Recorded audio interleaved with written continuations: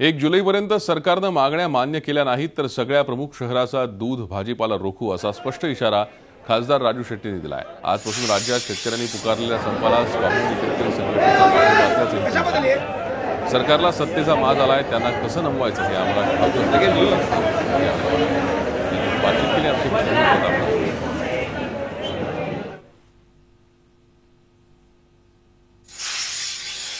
राज्यातील अनेक जिल्ह्यातील शेतकरी आजपासून संपावर गेलेले आहेत। या शेतकऱ्यांच्या संपाबाबत खासदार राजू शेट्टी यांना काय वाटते, त्यांची याबाबत काय भूमिका आहे ते विचारत। साहेब मला सांगा, तुम्ही आत्मक्लेश आंदोलन केलात आणि त्याच्यानंतर दुसऱ्या दिवसालाच म्हणजे तिसऱ्या दिवशी लगेच शेतकरी संपावर गेलेला आहे, काय या संपाकडे पाहण्याचा दृष्टिकोन आहे आपला? एक प्रकारे मी जे काय आत्मक्लेश केलं त्या आत्मक्लेशामुळं या संपाला एक नैतिक बळच मिळालं आहे असं म्हटलं तरी काही चुकीचं ठरणार नाही। ते निवडून आले आणि शेतकऱ्याला विसरले।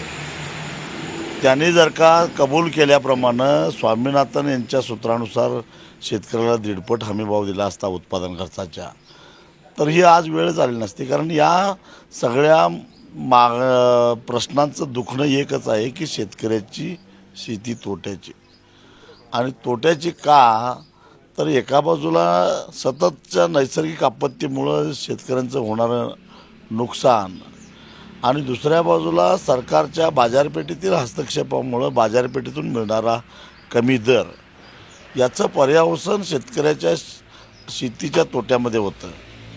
100 रुपये मिळवून 60 रुपये परत कमवायचे, असं वर्षानुवर्षे हा तोट्याचा खड्डा वाढत वाढत आज आता उंटाच्या पाठीवरची शेवटची कांडी झाल्यासारखं झालं। म्हणून शेतकरी आता संतापलेला आहे आणि शेतकरी संपावर जाण्याची भाषा करतो, याची शरम कुठेतरी राज्यकर्त्यांना वाटली पाहिजे। शेतकरी संपावर गेलेला आहे, या संपाला तुमचा पाठिंबा आहे का? आणि तुमचे कार्यकर्ते मात्र या संपात कुठे दिसत नाही, त्याबद्दल काय सांगा?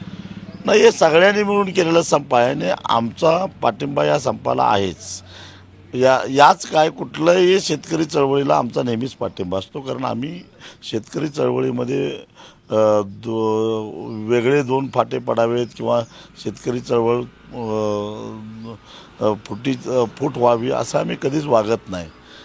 त्यामुळं गफलत ही झाली की आत्मक्लेशाच्या समारोपाच्या दिवशी असं वातावरण तयार झालेलं होतं की या संपकऱ्यांच्याबरोबर मुख्यमंत्र्यांची यशस्वी बोलणी होणार आहेत, आणि म्हणून आम्ही 1 महिन्याचा अल्टिमेटम शासनाला दिला।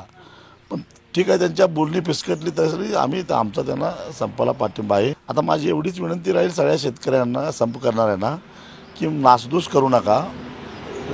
शेवटी शेतीमाल आपलाच आहे आणि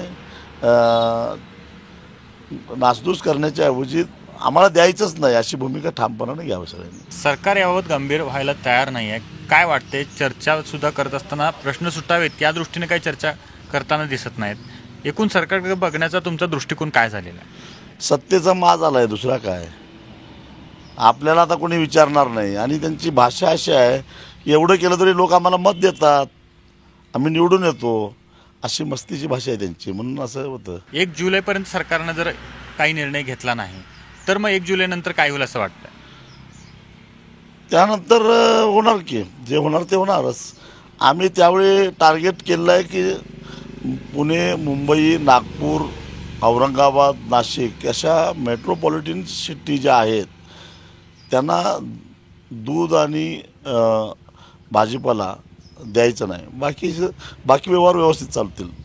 छोट्या शहरांना काही नाही, पण या 4-5 मोठ्या शहरांना विटीस धरल्याशिवाय सरकार गुडघे टेकणार नाही, मला माहिती आहे। Video journalist Mithun Rajesh, Pratap Naik, Zee media, Jaysingpur, Kolhapur.